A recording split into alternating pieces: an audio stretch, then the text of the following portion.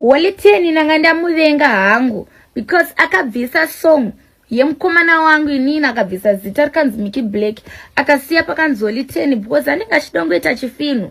That song belongs to my man, but akabvisa Stara Beba akasiya pake iri boy haisi danger. Bema hapana singaziyo kuti mdeya Mickey Black haisi nyaya. Mangoma ihobho, baba vane mangoma hobho vanongoramba vachiimba vachibuditsa mamwe handiti haudiki iri kutopisa here.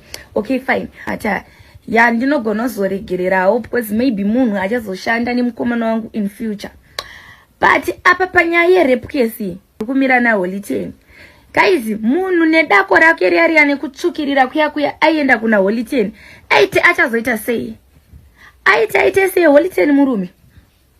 Zvangofani kuti anouya achita rape kana Mickey Black nekutsukirira kwake kuya obvendo uyu bva rape. Kwanga doti murume aite sei?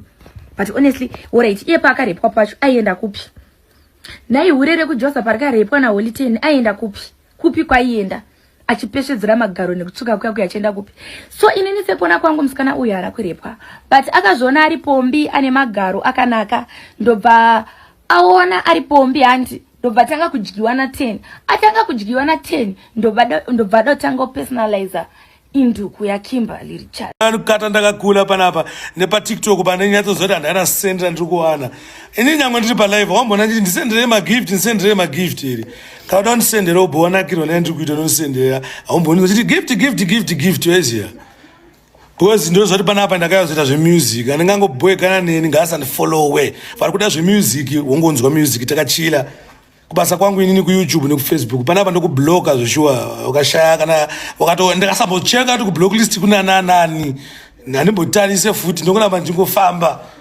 TikTok yandinakidza ndine 10,000 kozo ndine 70 something hapana ndokubloka panapa takazofila mangoma isi kana mungati panapa muchaita njukusiya ndo yatso kukubloka i munyatsoona zvoshua akuna kuti kunoku ndakakukleana ikunoku right.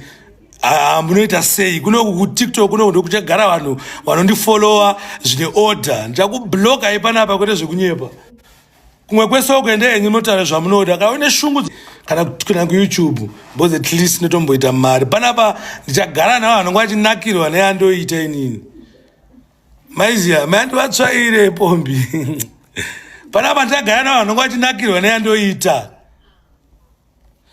panapa ndopata kumboratidza vanhu kuti unoblokwa zveshuwa ende isusu hatina kana nzara nemafollowers aya anenge achiita kunge ekunyengererana kavachinakirwa neyato ndoga achizvitaura mafans akangokoshawo semakoshero atakaita oyo mai mwana in the building maiziya saka inini handitomboti zvekuita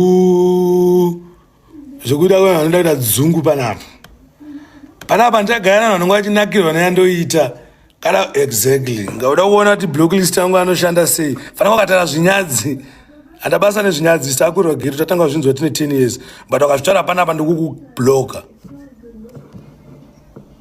panapa tagadzira ka safe community kana paine vanhu vanchagadzira safe community ndepanapa pa TikTok panapa makajaidzwa imimi munofunga kuti pamwe maybe nekwati singaite mari munofunga tonyengerera mafollowers muno mabombo class evanhu wangotara zina basa ndikukubloka kana usinganakirwe neyandoita panapa ibva panapa kana ini azona munhu kuti ndifollowe kana usingandifollowa regedza panapa maiziya majera kuita zvinhu zvokuti isusu tocreata content takangokoshawo semakoshera makaita mafans kuti mimi munofunga kuti makakosha zvokusvika muchingoshaudha vanhu muchingotuka vanhu muchivashaudha iwe wati kutseka ndibhoyeka ina kutseke but akukubloka ndikuitira example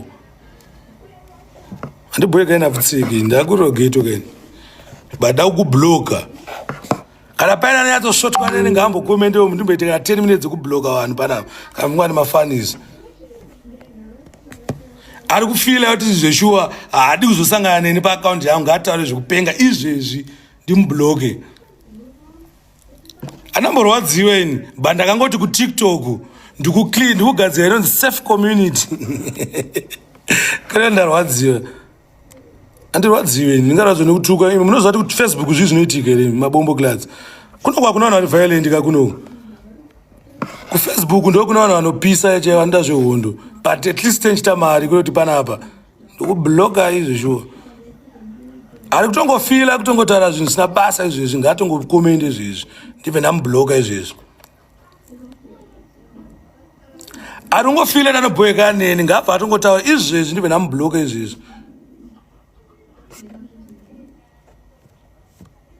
Izvezvi akutongofila kuti izvezvi akutosvotwa neni abva atongomubloka izvezvi. Mwandaona apa komedi yake yamhanya uyu. Kana mishandisa maghosti panapa tichaclear maghosti alright. Yatibloka yatomblokera izvozvo.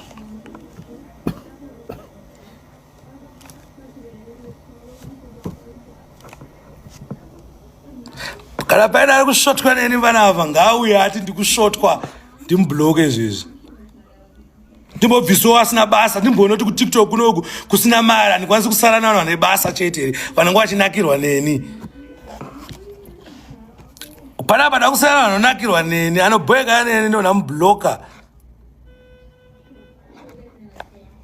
Panapa ndakusiya vanhu vanonakirwa neni ndichiita anongofila kuti anobhoyeka neni chete.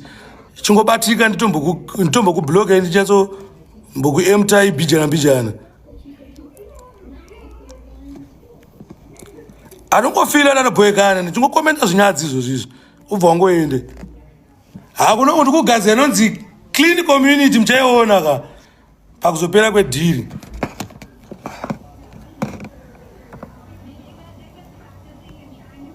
Unoona kublokerwa Junior Sprague wabva wazomuona futi ari payoka painterview yangu iyo wachafa wakandiona. Iye Junior Sprague anenge achitondiona everyday kuti mukoma uri kupost. Iwo ndakubloka panapa.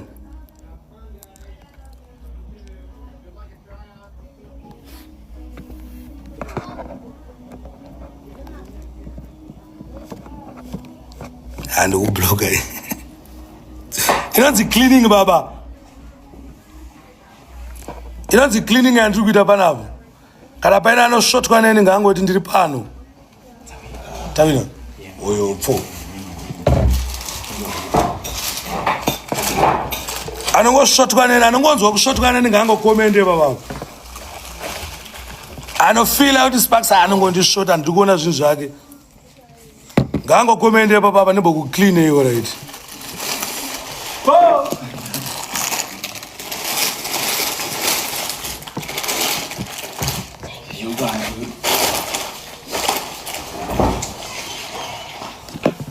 Ari kungosvotwa neni ndovanda kuona panapa. Ari kusvotwa ndovanda kuona panapa. Arongosvotwa neni chete andisana ane ndopedyo kwemunhu ndichinoita mushaba kaini ndotara pandoda ari ngosvotwa neni ndovandiri kuda. Ari kusvotwa neni majaira akunyengererwa kaimi michinzeye mafans kubloka mabombo class evanhu. Haiwa kuti dare homba akublokeso kunongochinakirwa nedare. Asi wakangoti azvinyadzi chete. Taura zvinyadzi papapa. Ini ndinda kutanga kuudza panapa pataro zvinyadzi. Arongoti azvinyadzi ndikumbloka panapa. Arongoti azvinyadzi ndikumbloka panapa.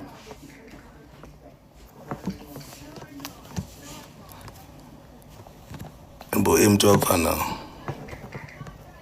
Unogara uchinzi une mafollower hobo nevanhu vasina kana basa baba. Ane mafollowers hobo, ane mafollowers hobo nemabombo class asina kana basa. Ama emta panapa. Boss lady 4 wangwatiwa bloga wachikandiro masini iwe wakamboita mbiri yekunzi wewe une 100,000 ndakazviona kaFacebook ndasawana 200,000 ndipinde million baba but pakazara mabombo class baba saka panapa ndaumboba clean panapa. Iwe kuYouTube ndine 300,000 masubscribers baba mabombo class ega ndoda ndineme yekunzi zona nzini mafans akubloka ai kinonzi clean baba.